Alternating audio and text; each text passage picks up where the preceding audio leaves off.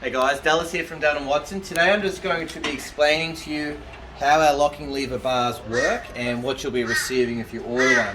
So here we have a kit. So you've got your bar, you've got your fixings here, you've got your two gloves, and you've got your nuts and bolts. So essentially what you do when you receive it is, first off, you've got the width of your drawer once your runners are installed. So you have to calculate that distance, like for instance here, and then you'd be trimming the bar to the appropriate width. So once your bar's been cut, you'll have your runners and you're going to still have your silicone sleeve off on it. So just with like a Stanley knife, you would peel that off so that the glove can then fit over. Like you'll note on the 227 kilo unit we have here, the glove's been removed so it now fits over the top.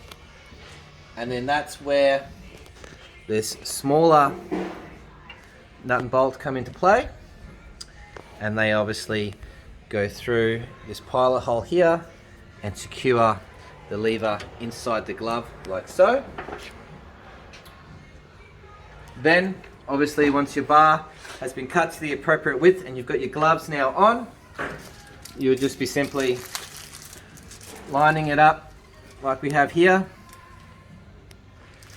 You'd be taking the fitting through, tapping that in with a hammer, securing it off, and then obviously when you run the screw through here, much like a plasterboard wall, it's going to expand and tighten inside the pole, keeping it nice and still for travel.